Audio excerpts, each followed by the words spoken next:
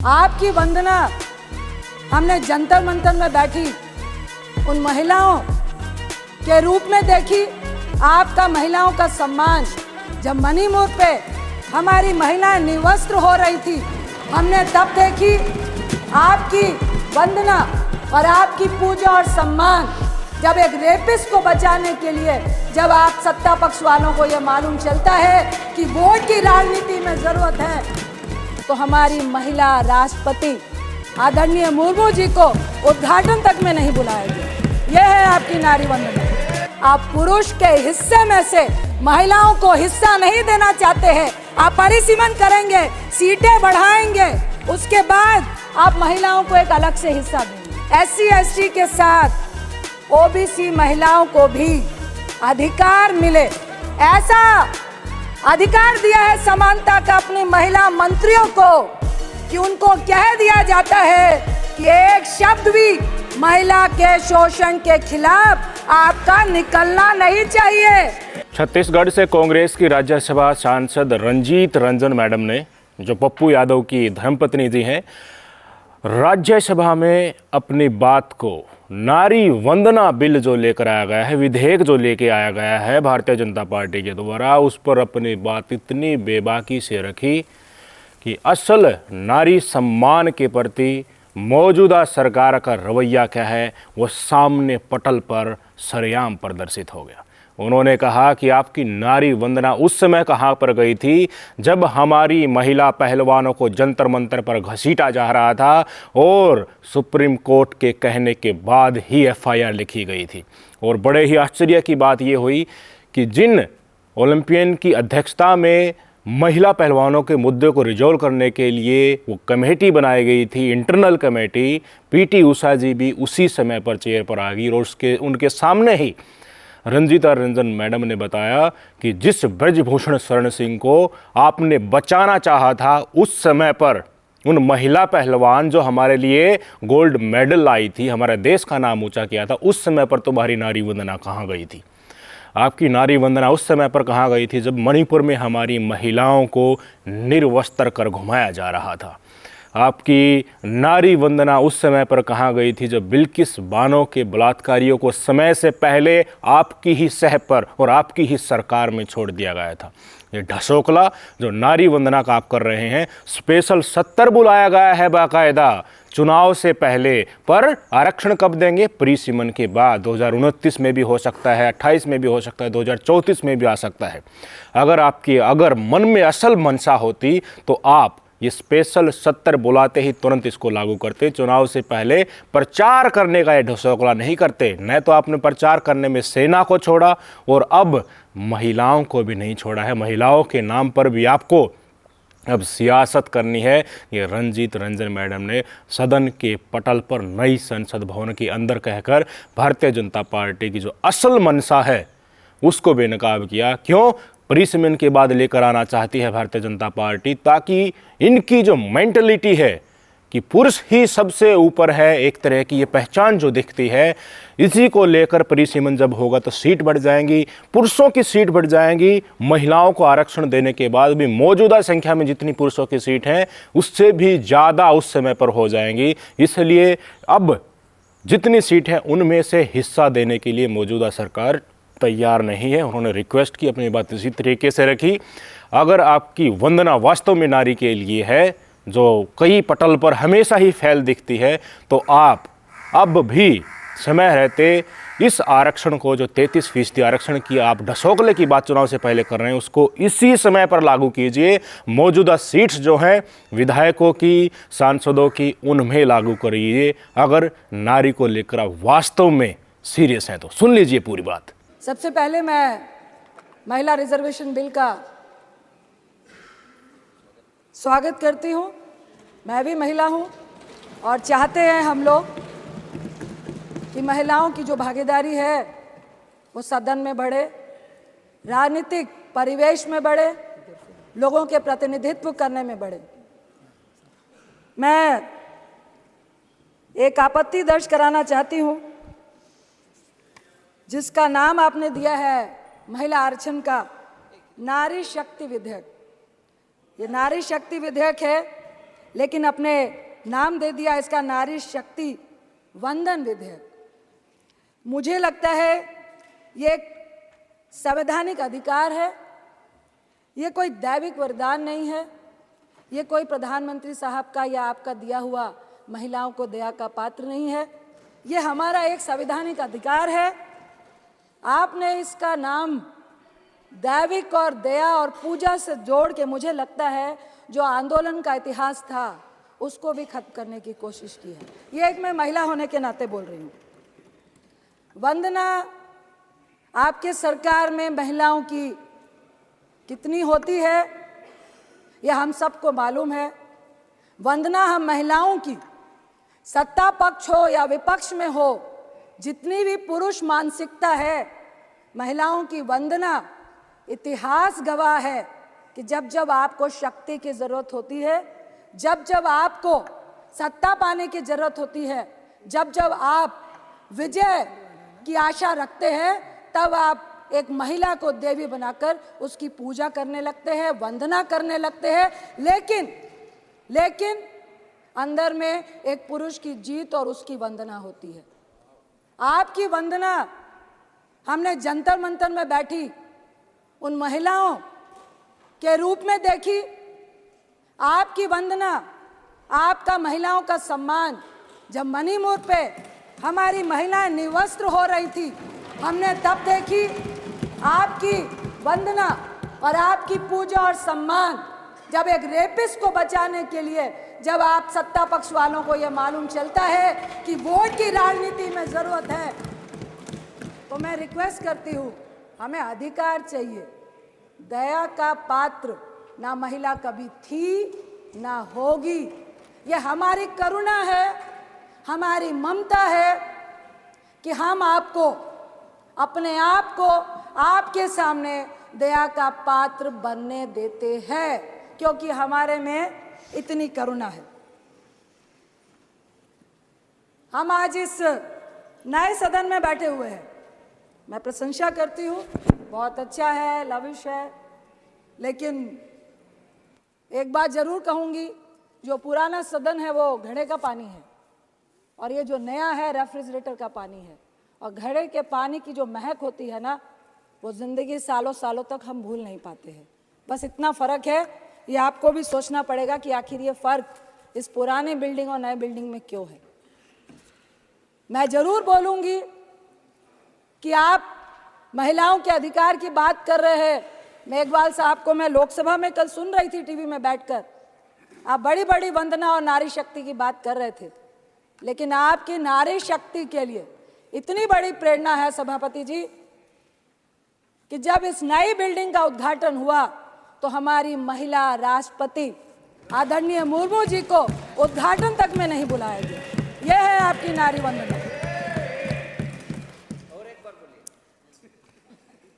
13 साल से हमारा आरक्षण, हमारा अधिकार, हमारा सम्मान से हम वंचित हैं। लेकिन मुझे आपके इस बिल में षड्यंत्र नजर आता है। 13 साल से राज्यसभा में हम लोगों ने पारित किया था और आज आप इसको लेकर आए हैं, अरे प्लीज सुनिए ना।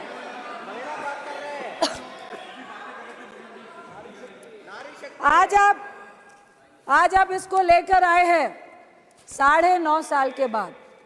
2014 में आप सत्ता में आए, आपके मैनिफेस्टो में था महिला आरक्षण देना है।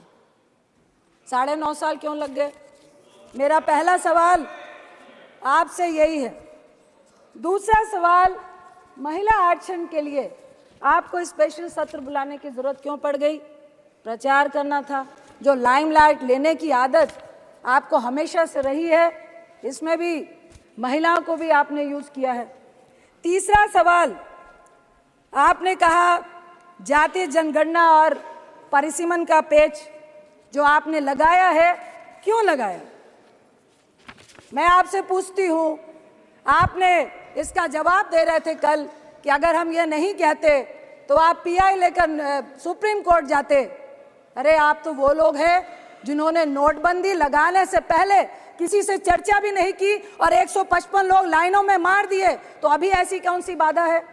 आप वो लोग हैं जो किसान का कानून लाने से पहले किसी से नहीं पूछा, 750 किसान शहीद हो गए, लेकिन वो आपकी बाधा नहीं बनी।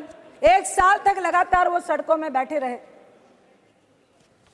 मैं आपसे सवाल करती हूं कि फिर महिलाओं के रिजर्वेशन के अधिकार में, ये परिसीमन की, ये जनगणना की, सीट के रोटेशन की जो आपने बाधा लगाई है, क्या ये चुनावी एजेंडा है 2024 का, जिस पे आपको सिर्फ और सिर्फ झुंझुना दिखाना है?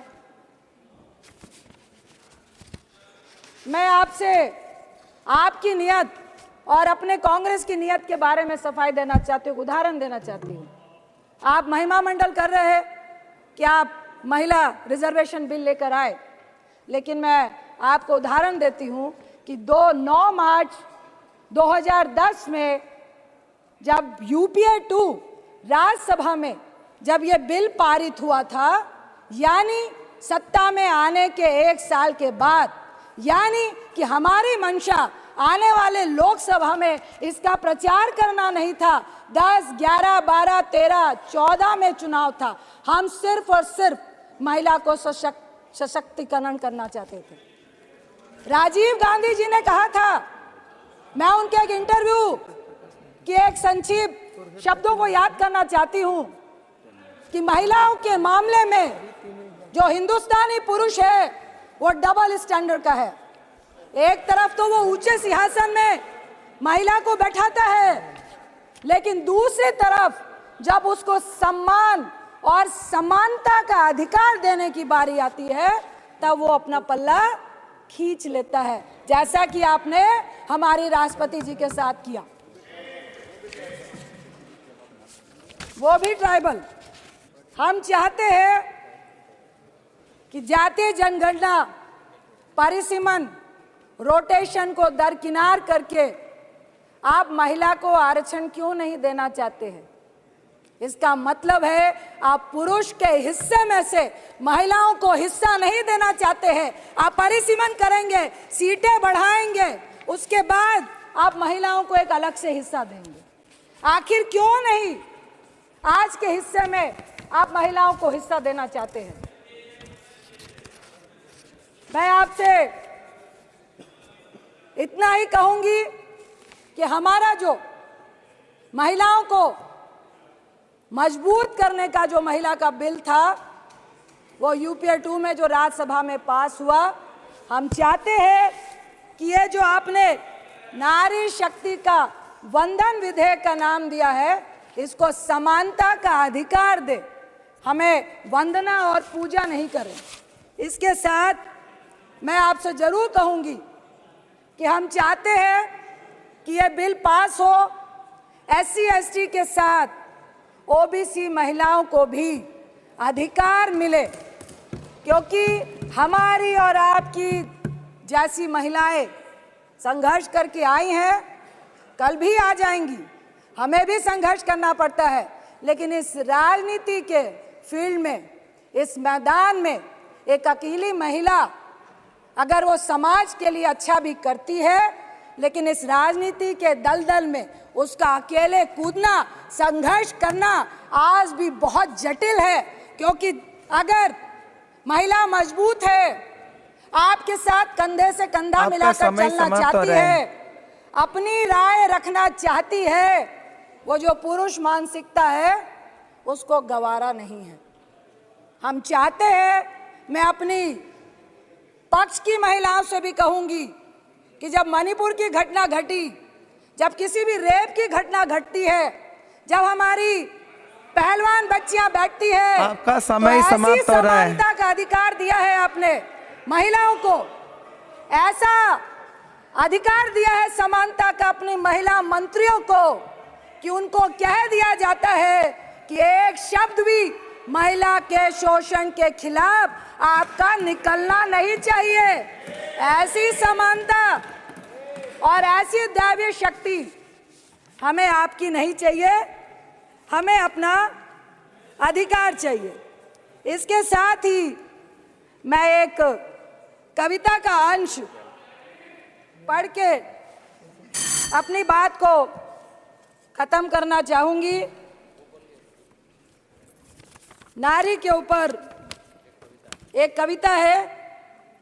उतारो मुझे जिस क्षेत्र में सर्वश्रेष्ठ कर दिखाऊंगी, औरों से अलग दिखने में कुछ अलग करके ही जाऊंगी। चाह नहीं है एक अलग नाम की, इसी को महान बनाऊंगी। नारी हूं मैं इस युग की, नारी की अलग पहचान बनाऊंगी। जो सदियों से देखा तुमने लिपटी साड़ी में कोमल तन को, घर घर में रहती थी वो, पर जान न सके थे उसके मन को। झुकी हुई सी नजरें थी, वाणी मध्यम मधुर सी थी, फिर भी तानों की आवाज प्रबल थी। हिम्मत ना थी उफ करने की, अब बदल गई है ये पहचान। अब बदल गई है ये पहचान। नारी की ना साड़ी परिभाषा, वाणी अभी भी मध्यम मधुर सी, पर कुछ कर गुजरने की है प्रबल सी आशा। चाहे जो भी मैं बन जाऊं, गर्व से नारी ही कहलाऊं। मुझे गर्व है कि आज सभापति की चेयर में हमारी ओलंपियन पीटी उषा जी बैठी हैं। मेरा बचपन का सपना था, जब मैं पूजा में जाती थी और गॉड से विश करती थी, मुझे राजनीतिक व्यक्ति नहीं बनना था कि मुझे पीटी उषा जी की तरह गोल्ड मेडल लेना है। एक ही बात कह के मैं अपनी बात को खत्म करूंगी कि महिलाओं के समानता के अधिकार के लिए, चाहे राज्यसभा हो चाहे लोकसभा हो, हम सब महिलाओं को एकजुट होकर अपने सम्मान और अधिकार के लिए एक होना पड़ेगा। यही कह के मैं, ऐतिहासिक दिन है महिलाओं के लिए, इसलिए मैं इस बिल का समर्थन करती हूं और चाहती हूं कि ये आपके झोले में पिटारे में चला नहीं जाए। और ये जो 2019 का आपने झुंझुना पकड़ाया है, अगर सही मायने में आप महिलाओं को हक देना चाहते हैं तो कुछ तोड़ निकालिए और ये परिसीमन और जनगणना से पहले महिलाओं का हक उनके सामने रखिए। आपका बहुत बहुत धन्यवाद।